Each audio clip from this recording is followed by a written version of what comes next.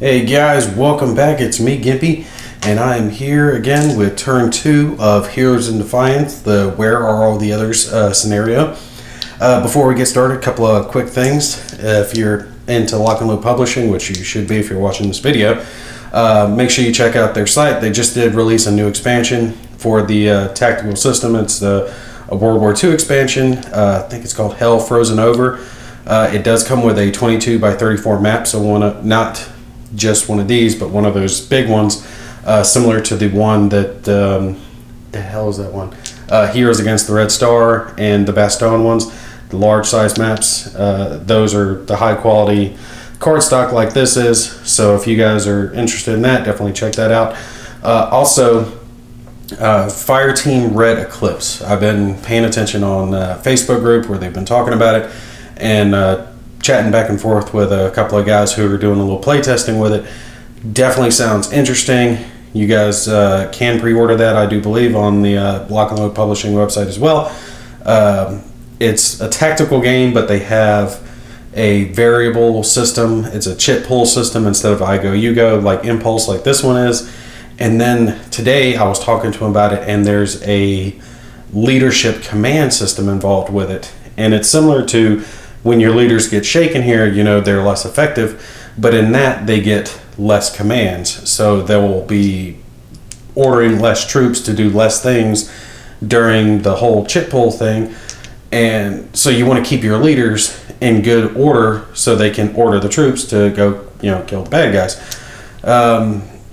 You know, they're trying to simulate the fact that you need a good chain of command and good unit order to take and actually, you know, wage war. That's true. I know in the Marines, though, we pushed a lot of small unit leadership to, you know, have orders be carried out and passed down, you know, way down on the chain of command, down to the guys at the bottom who are actually, you know, carrying out stuff. So if the guy above you got killed, you could still carry on. Supposedly you were supposed to know the guy above you and the guy below you's duties, but yeah, it worked for us. I know it's different for all different branches, but I do think it's neat that they're trying to incorporate that into the game system, that element of the fog of war. So definitely sounds interesting. I'm looking forward to it. Make sure you guys check it out. I don't believe there's any videos on it yet, but they are posting some pictures. I did see on the Solitaire Wargamers Facebook page, if you guys check that out, or on the Wargamers Facebook page. Pretty much everyone who's on one is on the other anyway. So same difference, but I think that covers it. Oh, I'm sorry if I sound a little wheezy still. I'm pretty much over this crap that I've been sick with, but for some reason it's gone into my chest and it's just sticking there. I don't know if you guys have ever gotten sick and just it won't go away from that one little bit that's just irritating the hell out of you. But I took a little medicine, so I think it will stay clear while we have to take care of this. I actually had to redo the board because my little boy, we heard him in there at the table and he was playing Army Men, and he had taken little counters and was knocking them all around, so I had to look at the previous video to figure out where everybody was so I could reset the map for it. So we're good. We're getting ready to get started here on it. Someone had talked about down here, because this whole German kill team stack, with the exception of the leader, is shaken. So they were talking about, can I just take and have one of my remaining kill teams spawn in on that hex to wipe them out? No, I can't take and spawn in on the hex, because you can't spawn in your guys anywhere that a German is or has been. But I could spawn in next to him and move towards it. And I was looking at it and I'm like, you know, that's a good idea and all, but I've got this weapon team here and they've got the movement points to move down there, and if no enemy units here rally, that's my key thing, is if none of these guys actually rally up and it's still just the leader, then at that point, because the leader in this stack does not have a weapon, if he had a support weapon that he was carrying, it'd be a different story, because then I'd actually be engaging in melee with him. But I think the weapon team can move in and do it. I know weapon teams operate a little bit differently. I think they have a nominal value of 1 when it comes to melee, but I do believe it would be the same thing, that if they move into the hex, it'll wipe them out. I'm not going to bother to look it all up if it does end up working out that way. I'm hoping that the Germans don't, because if they don't, and this stat can be just wiped out like that, then that means I really only have 2 kill teams, one here and one here, to try to repel, and then a weapon team down over here that's slow, and I wouldn't have to worry about it too much, and I could kind of cat and mouse them and make them come up. I'm not worried about these individual squads. All I have to do is shake them just to get them away, and again, they can't cross the wire here, and I've got mines planted here. Now, these 2 other spaces, I haven't officially put the mines there, but the Germans don't know that I haven't put the mines there. I'm playing it like, you know, the Germans don't know, and they could try going around. But I could, if, say, for example, this guy steps over here, you know, whatever hex he steps in on a mine, well, that leaves me 1 mine that I can put somewhere else over here to slow down these guys, or this kill team down over here. And, you know, honestly, at the beginning of this, I thought it was going to be a how many turns is it going to take for them to kill off my guys. And it still could be, you know, all it takes is 1 good roll for them to wipe out one of my squads, and that'll be it. But I'm definitely holding on a lot better than I originally anticipated.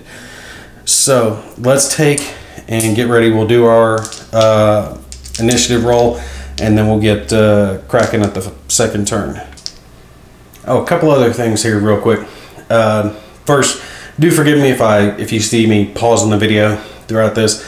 Occasionally I'm pausing it so I can go clear my throat, since I'm still just a little But something else neat that I noticed is on the Solitaire Wargamers Facebook group, there's another guy who has a YouTube channel, and he was soliciting the guys to come subscribe to his channel because he wanted to get above 1,000 subscribers for some of the janky YouTube restrictions that, you know, YouTube has. And someone else misunderstood what the guy was saying and thought that if you didn't have above 1,000, which I'm getting ready to break that, by the way. Awesome, guys. I really appreciate that. I'm thinking about doing a special giveaway actually when I break 1,000, so you guys stay on the lookout for that. Have that coming up for you guys here soon. But another guy saw that and thought that my channel could end up getting shut down by YouTube. First off, it's not going to get shut down. I'm not monetized. I've honestly never planned on being monetized. And the way that is you have to have so many hours, thousands of hours of views, which I actually do have. I have many thousands of hours of views. Or you have to have so many subscribers, which is 1,000, to not have YouTube cut that portion off, not shut down your channel. And he thought there was a risk that they were going to shut down my channel, so he put up this post, you know, asking people to come subscribe, you know, check him out. He's all great. And I gotta say, I really appreciate the support, Gary. That's awesome, man. I appreciate you trying to look out for me. But don't worry, I'm safe. Nothing's going to stop me. Not that I know of. I'll knock on some wood here. But I'm still planning on putting out a bunch of videos for you guys. YouTube isn't concerned with Gimpy's tiny, minuscule little wargaming channel. They've got many more, you know, higher up people like PewDiePie to worry about. All right, but that's enough of that. I just wanted to say thanks. I appreciate the support, guys. That really did tickle me and make me feel good. Anyway, white Germans, blue is my guys. We're going to do our initiative roll for our rally phase here, and I am really hoping I win. Well, yeah, I really do hope I win this, because if I can win and they don't rally, that's going to make the difference. So let's roll and see who's going first this turn. All right, I got it. That makes a difference. I've got 3, they got 1. Let me mark it on my turn marker here. The little turn marker has, you know, one side for all the other different countries: British, French, Belgium, Netherlands, all that stuff, and then one side for the Germans, so you can keep track of who had the initiative on what turn. All right, so let's take and rally up here real quick. They do have one here that's shaken. This squad is shaken, but they can't rally, so they are not a self-rally unit. If they were one space closer to this guy with his charismatic ability, they would have the chance to rally. But this turn, they're going to be just pushing back, hoping to get in range of him. So over here, we have the leader with his leadership ability of 1. That is Lieutenant Von Marshall. Yeah, Lieutenant Von Marshall. And he has 2 half squads and 1 full squad left. They're all shaken, and the full squad does have a support weapon. Now, unfortunately for me, Lieutenant Von Marshall's leadership is going to be able to come into effect since he isn't shaken. Now, they are in the terrain they're in, it's just a hill, so they don't have any bonus, the +2 bonus they would have if they were in cover for the rally roll. So it's 2 dice, and they have to roll under a 6 to take and rally. So let's see if they're going to rally. My hope is not. Okay, first one, no rally. Let's go with our second one here. Oh, rallied. That did it. That made the difference. And third one. Snake eyes, look at that shit. Okay, he rallied up. Let me switch this around. We'll take and put the one shaking guy there at the bottom. And Mr. Lieutenant Von Marshall back here on top. So, oh well. It was a nice thought while it lasted, but I do have the first impulse. So who do I shoot at? Because, okay, here's what I was thinking. Up here, alright, this building could be a good choke point for me. Because if I pop up a guy here, I could do op fire at him. I could do op fire at these guys. So this would be a good holding spot to stop this kill team. What I was thinking I could do is this kill team, as they move in, because they have to move in here or up here 1, and whichever way they decide to go, I can hit them with a mine and op fire them at the same time. So it would be 2 separate attacks, but it would be double the chance of causing some casualties to them, causing them to have to stop, and holding them there. And then my other kill team could be down here somewhere, try to op fire on these guys at an advantageous position. And if I can do that, if I can have one group hit this kill team, the other group hit this kill team, and hopefully this Maxim machine gun here do some more damage down here, that could, you know, be all the difference that I need to pull this out. We'll just have to see how it plays out. All right, so for my first impulse, I'm going to fire with the Maxim. I'm not going to move them. I was hoping I could take and do that, but it's not going to work out. We'll mark them with here with a little fired marker. I need to start using my tweezers. Everyone keeps asking me, by the way, where I get my damn tweezers. I get it like on every video where they see that big ass set of tweezers I got. This is my regular set, but the other is like a foot-long set of tweezers. And everybody's like, where'd you get them? I'll tell you guys again. Amazon. It's like $8 or $10 for 3 of them. Okay, so we have a firepower of 2, range of 12, doesn't matter. And these guys are in the open, so they're not going to get a defensive modifier, and since they're not moving, no penalty there. It's just going to be their firepower of 2 plus 2 for being adjacent against these guys with no modifier whatsoever. So again, white for the Germans, blue for my guys, which I can't remember what nationality they are. I want to say they're Belgian. You guys know me, I brain fart out. It just happens. Alright, so let's take and roll this real quick, see what we get. Oh no! Gimpy, no! Gimpy, no! Oh. Okay, you guys remember the last turn? The dice gods were, you know, with me. Now they are true and wholly against me. Alright, so that's only a difference of friggin' 1. 1. Alright, because I'm adding 4 to that, right? Oh, no, that's a difference of 2. That's better than 1. Okay, so I'm adding 4, so that gives me a 5 to their 3. So they're doing a damage roll of 2 against their morale. Alright, so just to shake this guy, check my chart. I don't think even equal to, yeah, it's going to be, if it's 2, I need a 5 or better to shake him. And it's going to be a 4 or better against them. Yep. Yeah.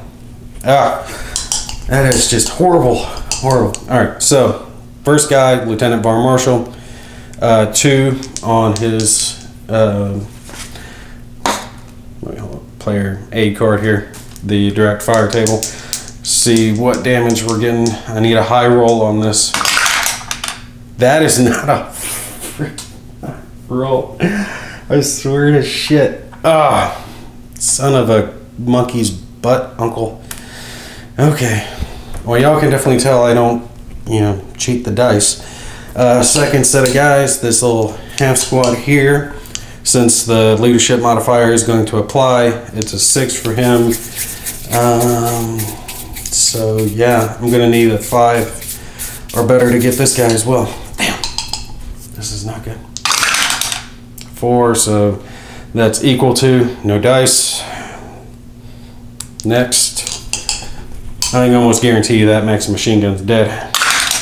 5. Okay, these guys are shaking, which is good. That's the worst one. It was the squad with the heavy weapons. They're shaking. So last set there.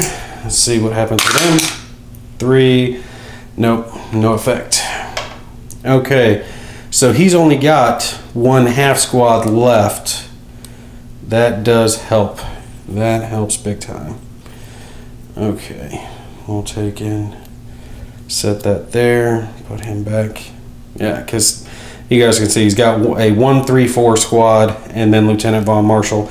The support weapon is attached to the shaken full squad that's left, so I don't have to worry about that for now. Let's draw a card, see what they're going to do on their impulse. And again, nobody's at, well, these guys are at range 1-2 actually, so yeah, they are going to do something. Fire, enter melee, overrun. And they're not going to do that. Yeah, I think his best bet is just to fire. Yeah, because he's got him at range, at the adjacent range that they are, they'd be able to do some hurt, but I do believe he's got a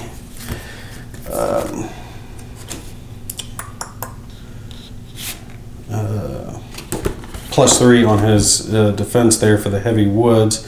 No, that's +2, and it's +3 because he's getting a +1 for being uphill from them. So yeah, he's got a +3, and they're going to be firing with a 3 for the leadership modifier, and no, they're going to be firing with a 4 because 1 for him, +2 for the adjacent and the leadership modifier. So yeah, they got a 4 versus my 3. So again, blue and white, blue me, white German. They've got a +4, I've got a +3. Let's see if the dice guys still hate me this game. Yes, they friggin' do. Okay, so what did I get? I got a 4, they got a 6, difference of 2. It's not horrible. Good God, the dice are just horrible on me today.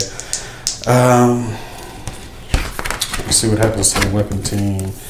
Where's weapon team on here?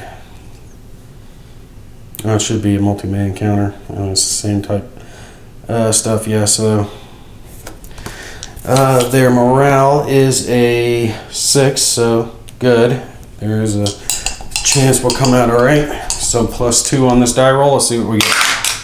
3, no effect. We are good. All right, so let's take and mark them as fired. Now again, this guy does have the negative friendly fire thing ability, but I'm not worrying about it right now because he can't see any of his own guys. This hill is blocking him off, not to mention the trees. I'm seeing that. Actually, let me check that real quick. Is it just that he wouldn't fire at that? Each time this man is involved in attack and the attack roll is a 1, it results in a friendly fire. Okay, so I gotta keep that in mind. It wasn't a 1, so it doesn't matter for me anyway. Okay, let me think here. What am I gonna do? I think I'm just gonna take and keep holding back. Let them move. Again, the machine gun here, because of its position, because we got to keep in mind, I'm calling this the green level 1, the light beige is 2, the darker color here is 3, and then this darkest color here is 4. Okay, So he's effectively on level 4. So he's up here in an advantageous position with a range of 12, so he can effectively see all through here. He's looking down into it. Now, if my guys are in buildings, or say for example in this, directly on the other side of this hill, he wouldn't be able to fire into them there. But actually, yeah, I think he's going to have to move, because unless they were here, you know, somewhere along these front hexes here, he's not going to be able to fire at him.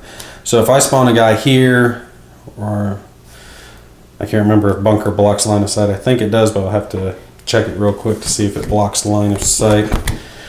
Bunker, where's bunker? Per hex terrain. Okay, so the bunker is not going to be blocking. It's going to be degrading, but it's not blocking.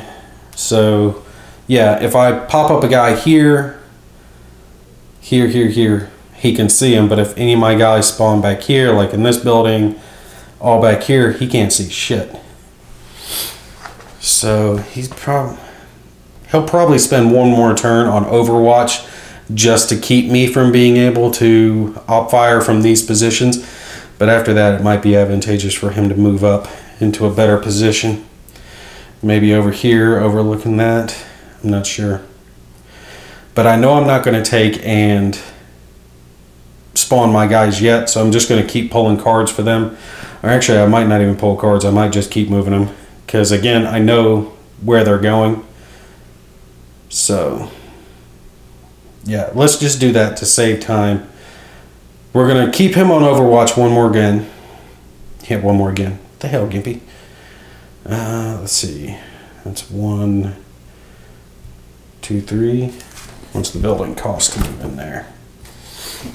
Leg, wooden building, 2, so +1 for going up. Yeah, so 1, 2, 3, 4 for him to go up into there. I'll probably just do that. Am I going to attack him at any point? My guess is going to be no. And again, they're moving along these directions, and these guys' sole purpose is to force me to reveal myself, to spawn either down here or up here. I don't care, or the Germans rather don't care if they get killed. It's just so they'll be forced to do it. Actually, I need to take and draw a card for these guys, since I know they're going to fire. But I know these guys are moving, so I'm not worried about that just yet. We'll go ahead and just get them moved so they're out of the way. 1, 2, he can't make it up to there, so he'd have to go another turn. Yeah, this guy, since they only have 4 movement, they're not going to be able to take a move into these woods on this turn. He's going to be out in the open. I mean, that's what they're wanting. So 1, 2, we'll just move him here. All right, we got those guys done. We're not doing anything with him. We'll handle the 2 kill teams now and see what's going on with them. Let's take and draw a card for our next one, see what's going on. Range of 2, fire it closest. So, yep. He's going to fire up here at my guys. That's the hero. Let's see what we got going on here. Now, they're not going to have the assault movement penalty this time affecting them. And with my shit-ass rolls this turn, you guys are going to see him tear me apart. Oh, this is going to be horrible. Okay, these guys have a lot. Okay, so that's 1. And again, okay, so we say like this top guy's the primary. It doesn't even matter with the ones below him because they're all 1s. So they'd get cut in half and rounded up. The extra squads only fire at half firepower, but they're not firing at a half. They all get rounded up to 1 at least. So that's 1. And there's another 2. So that's 3, 4, 8, 9, 10, 11. All right, so they're hitting for an 11 with no penalty on this one. I got a feeling my guy is toast. And the thing is if this thing shakes, they have a flamethrower they're firing with into him, which means I'm forced to retreat. They should have shot first because it could have allowed these guys to op fire while I was moving. Let's see. What's the line of fire here? No, these trees are going to block it, so he's not going to be able to op fire over there. Whatever damage he does is going to take and push me back that way. All right, so they're hitting for an 11 against my 3. So this is going to be bad. I can tell you now, unless they bomb it and I hit real hard, it's going to be bad. So let's see what they get. It's not horrible. 7 to 13. Yeah, 7 to 13. That is a 6 difference. I've made a couple of math goose before when I've been playing, and I was watching them afterwards. I was like, damn it, Gimpy.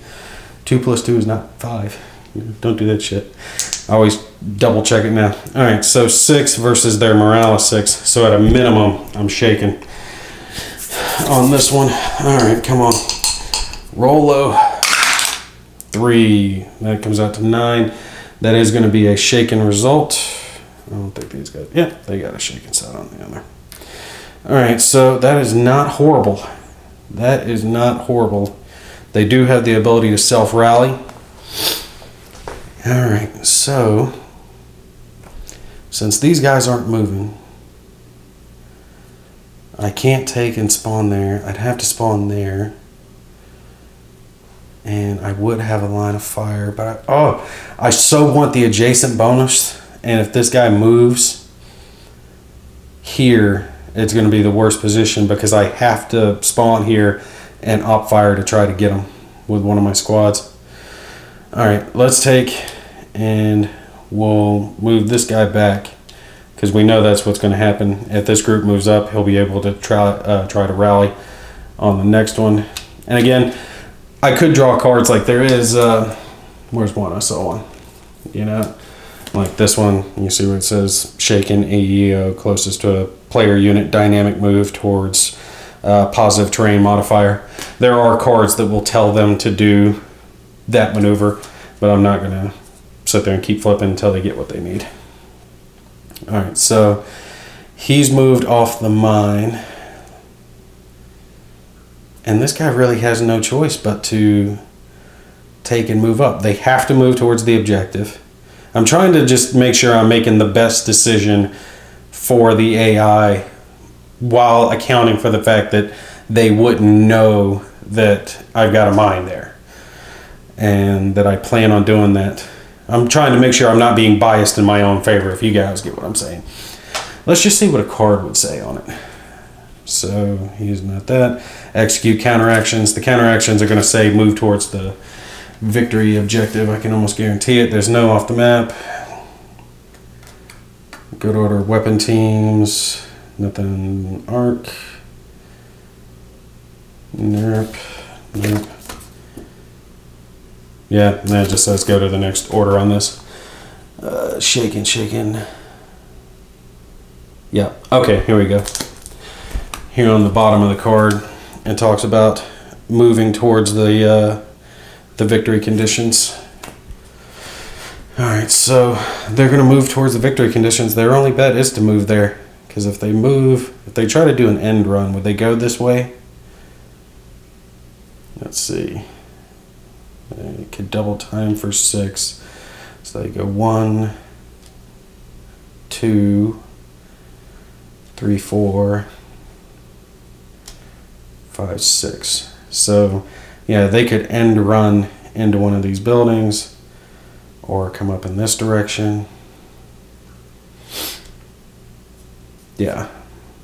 So either way they go, they'd have to do that. They're trying to avoid the mine that's there that still could go off on a 50% chance. On an even roll it blows.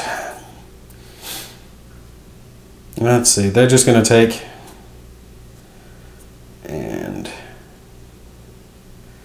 yeah, they're going to come around the back to try to get cover. You know, get me from the butt side.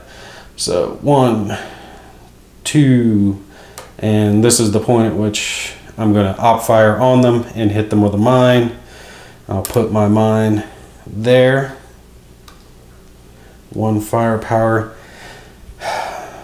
If I spawn here, I could do it and be adjacent to them and I would be out of the line of sight of this machine gun team because this hill would be blocking me on the way, so I could have my best chance to take this kill team out.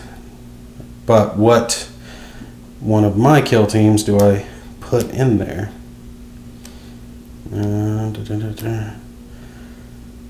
Well, that would be a firepower of 3 versus this guy's.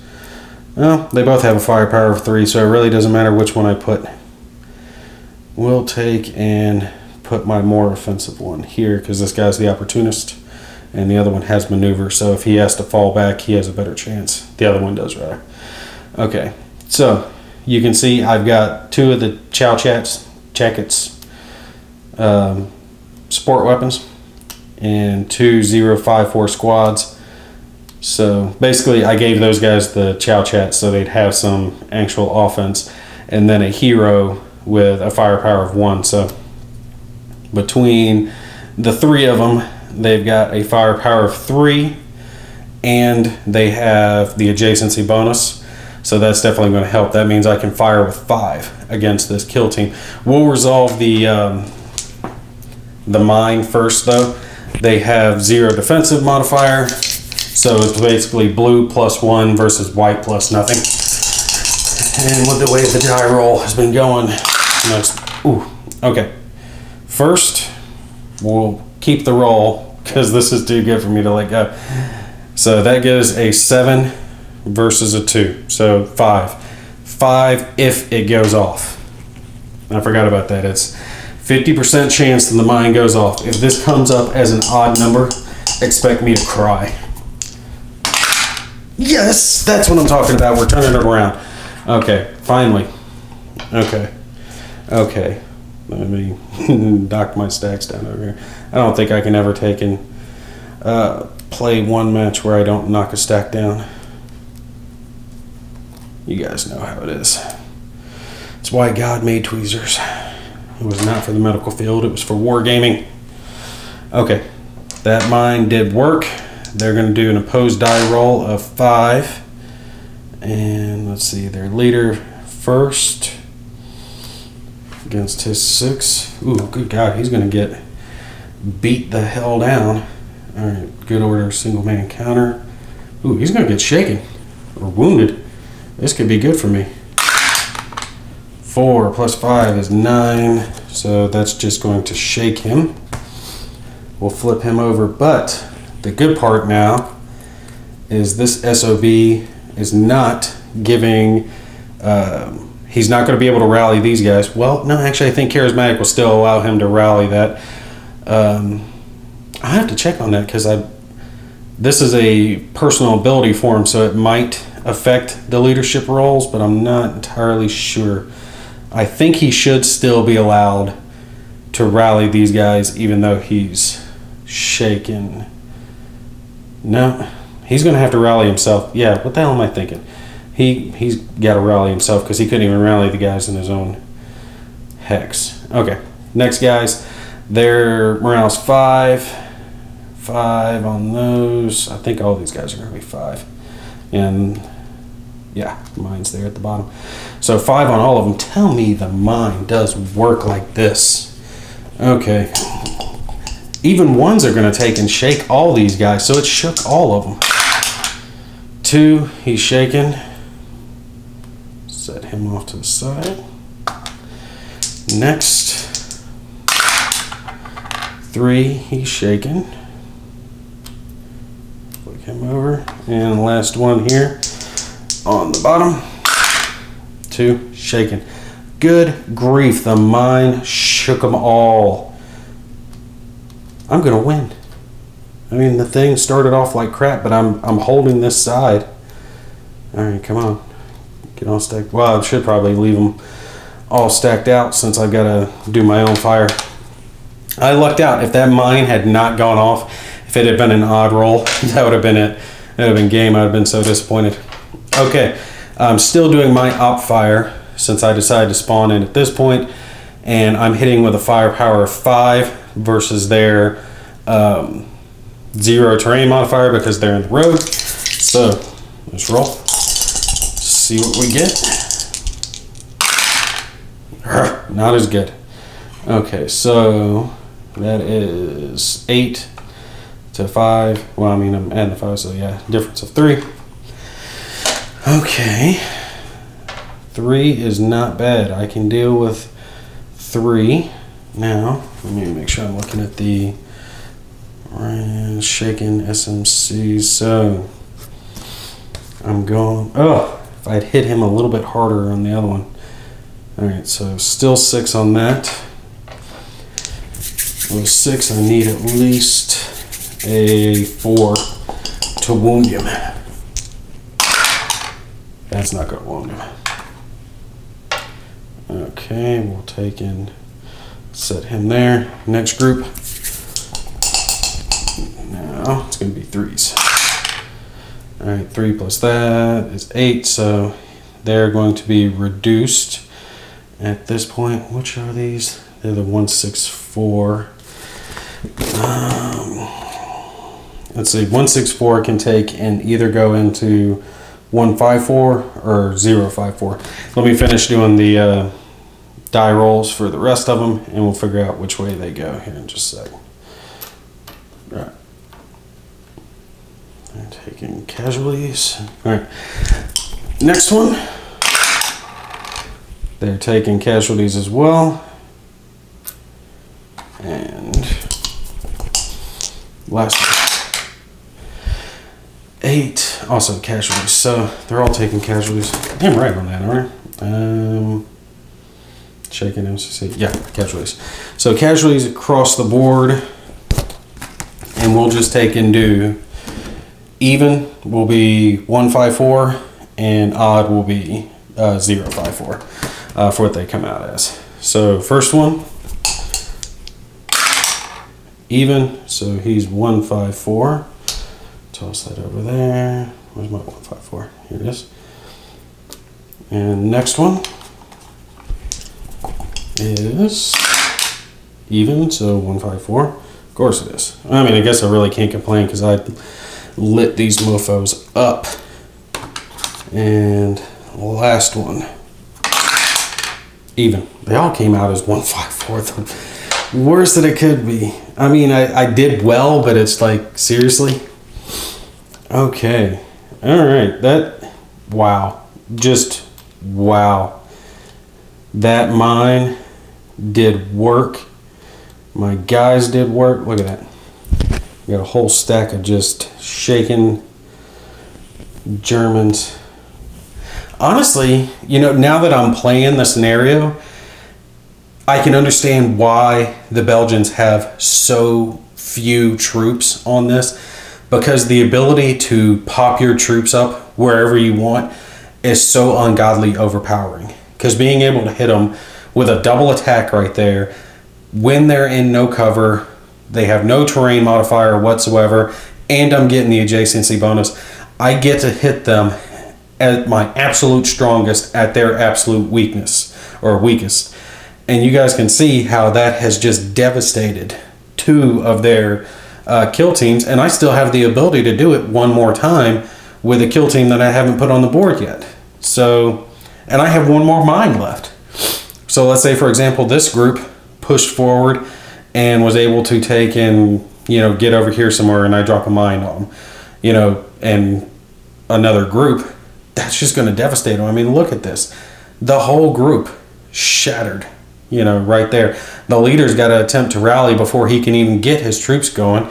The, you know, guy off to the side that was supposed to scout got hit by a mine and got devastated.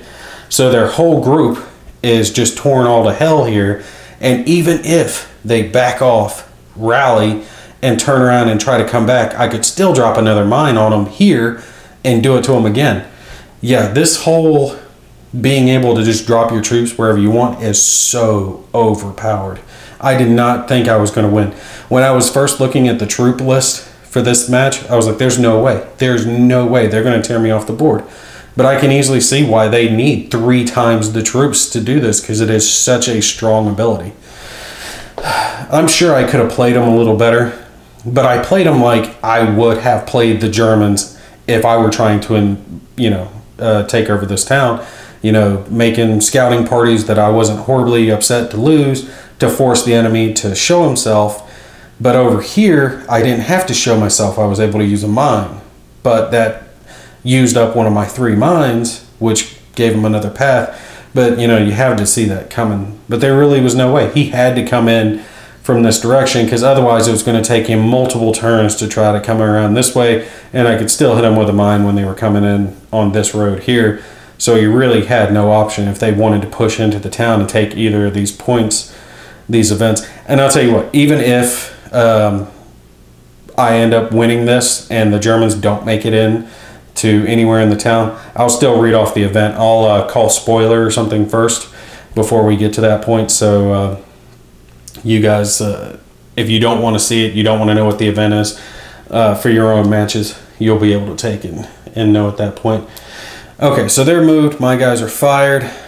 We op-fired on that, and I think I was supposed to have a -1 penalty for op-firing, but that was my goof. I was so excited to hit him with a mine and all that other stuff. I'm not going to worry about redoing all of that. You know, it's not that big of a deal.